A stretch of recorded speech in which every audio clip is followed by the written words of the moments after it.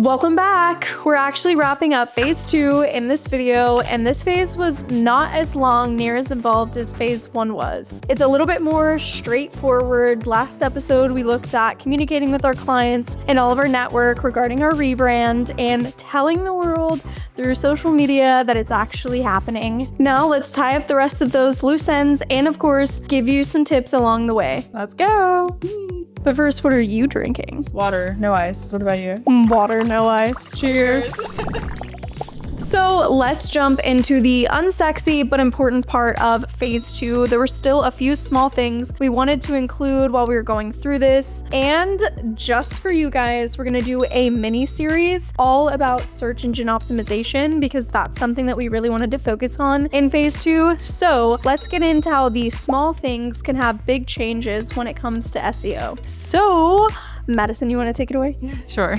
Okay, first up, footer links. So in phase 2, we went through and changed all of the footer links on our clients' websites from pointing to Jolie to Mad Banana. It's kind of a random switch, but it's really good for domain authority. So that brings us to mini SEO lesson number 1. Getting quality backlinks for your website is a huge factor in domain authority and domain trust. We briefly touched on this in an earlier episode and how we're basically starting from scratch with our SEO data for Mad Banana. Changing all of these links from reputable websites to our new site will show Google, hey, all of these websites trust us enough to link to us, so you should too. It's a real thing called link juice, and it really helps the interweb of everything connecting and growing your entire SEO portfolio. And this is where we need to kind of say a disclaimer. It's always about quality versus quantity when it comes to backlinks. We wouldn't recommend, if you're getting these emails saying buy these backlinks, to go forward with that. Google can tell when you're trying to trick the system. And honestly, we've heard some scary stories where it ends up penalizing them down the line. So we would recommend focusing on a few higher quality backlinks versus getting a lot more lower quality backlinks. In terms of quality, it has to do with their domain authority and how highly rated they are. Obviously, huge platforms like Amazon, Yelp have really incredibly high DA, so think about it in those terms. If you want to learn more about backlinks and all things SEO strategies, I post a lot about this on my Anna Jo Instagram account. I'd recommend going and following to keep up with SEO with Anna Jo. We have plenty of SEO resources, some are even free to help out you small business owners out there who want to DIY SEO themselves for their website. Okay, next loose end was our Google Business Profile access and ownership. So we needed to pull all of the profiles that we manage from our other workspaces, if you remember from our email nightmare migration episode, into our new one, so it was all under one roof. Thankfully, we didn't need to do this with all of the howdy at Jolie. Thankfully, we didn't need to do this with all of the howdy at Jolie MKG ones since our primary domain now inherits those, but it was still something we needed to do for the other profiles. Which brings us to our mini SEO lesson number 2, the importance of local listings and auditing your Google My Business profile. If you are a small service-based business, showing up for local keywords should 100% be a part of your lead generation or custom SEO strategy. What do we mean by local? We mean those near me or those city or area based searches. Google gives you the chance to set up your free profile exactly how you want it to showcase what you do, giving a bio, products, or service listing, updates, hours, website link, appointment link, photos. Do I need to say more? No. There are plenty of opportunities to capitalize on optimizing your profile. As much as you can add to the profile, this is literally giving Google free information all about your business specific so they can serve it to people who are searching for it. Going off of that, here's why this matters. This is delivering that data to Google in a structured package way that Google likes. So we definitely don't recommend to sleep on this one. We recommend going through, claiming your profile if you don't already have it, giving it a one-time audit, as she said, filling out everything that you possibly can, and then get into a cadence of asking for reviews and adding updates to the profile at least monthly, but you can always do more. We're almost obligated by law to stress the importance of getting reviews for local service-based businesses, especially with the new age of AI. They want to see your social proof when they're giving recommendations, and having client testimonials is a huge part of that. Especially if you can get keywords in those testimonials. That's the chef's kiss combo.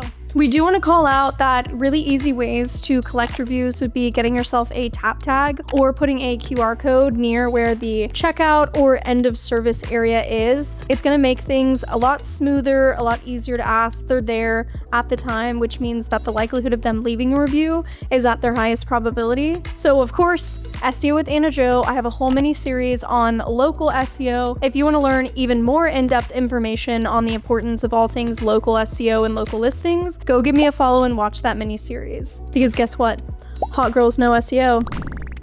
Okay, the next thing we needed to clean up is our local listings directory. So we kind of just touched on local listings and their broader importance in a local SEO strategy. We use a management tool for local listings, so it was easy to update that across the board for over 70 local listing directories. And now we know our NAP, name, address, phone number, are correct and updated across all of those platforms. So mini SEO tip number 3, even if you don't use a management tool like this, you cannot skip this step. Even if it's a manual process, which yes, it's boring, it's tedious, it's monotonous, but having consistency about your business specifics across the platform, again, in the age of AI, it's going to be pulling data from all of these different places, and you want to make sure that everything is correct across the board. If you guys have any more SEO questions, leave them in the comments. We'd love to answer or even make a video to go further in depth and provide you guys more SEO resources. Now let's get into the final parts of phase 2.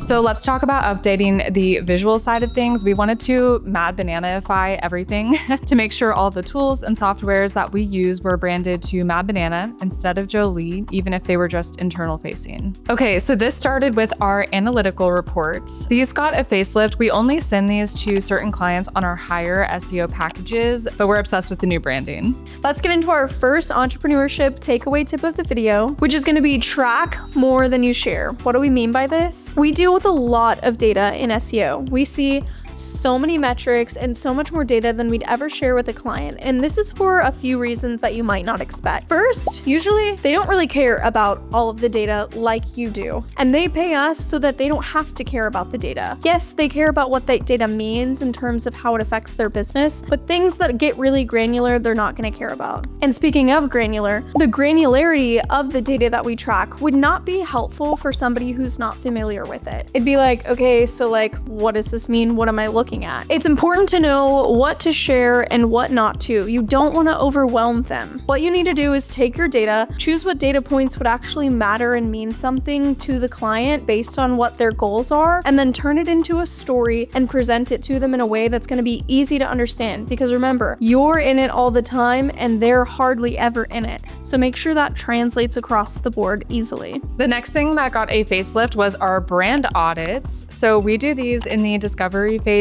for certain web clients, especially when they want us to do their branding as well. We use these brand audits to discover a lot about their online competition. We audit what's already out there, maybe their current website or social media presence, and we give a lot of actionable tips, and we pull their audience avatar into it, and that really helps us have the right foundation for any of the work that we're going to do afterwards with websites or SEO. It's so fun, it's so insightful, we come up with so many fun ideas, and the Mad Banana version of it is even more fun. Then we moved into the system side. Honeybook, our CMS, like we mentioned in last week's episode, was next, and everything the clients interact with is now Mad Banana-ified. We updated Monday, our project management tool, and again, even though that's internal, we want to make sure that it still feels super official and that we also didn't have like one foot out the door, one foot in the door.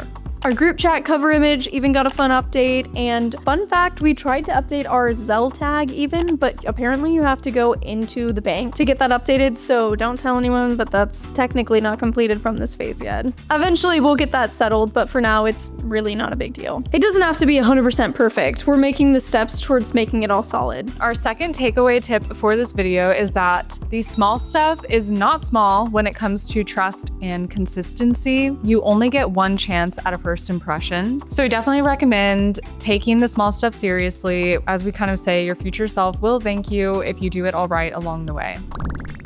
So let's wrap up this video and this phase. This was definitely a quicker phase than phase 1, but it was just as important and we wanted to do it right. So now let's get into our cost and timeline breakdown. Timeline wise, we got these done on our original timeline. Woohoo! So things are running smooth right now, which is so great. And then moving on to phase 3 within the next few weeks, we will say if you're a new business just starting out and wanting to save a little bit of more money up, getting added to every directory can take time if you're doing it manually. So just make sure you're coming up with a plan for yourself and how you're going to be able to chip it away over time. Obviously, our number one recommendation is Google My Business first. That's a non-negotiable. Apple Maps, Yelp, Bing profile, those are going to be probably in what we would consider your big 4 for local listings. But then go make a plan. Even once a week, once a quarter, that's better than nothing. And I know you can do it. Cost-wise, all of this was free to us. Yay! We love that. These things just take time. Like we said, it can be a little tedious and time consuming, but it's all free 99. Like we mentioned, if you are a new business starting out, try to get backlinks organically. Try not to pay for a bunch of cheap backlinks. It could hurt you down the road. Most local listings should be free to update for you as well. And finally, updating your branding across all of these platforms is also free. Just make sure you're pulling it from the brand strategy or brand guidelines you got done earlier if you did pay for someone to do those for you or did them yourself. You know, we love the word cohesive and consistency around here, so you should be using that branding to post on your social media and on your website, but also use it for your internal tools and everywhere else so everything feels like one business. As always, thank you guys for watching. Make sure to like this video if you enjoyed the content that we provided. Hit that subscribe button if you want to keep following us in all of our rebranding journey phase. And stay tuned for phase 3. I'm really excited as we jump into next week on the final phase. And as we always say around here, get mad. Go bananas. Finish first.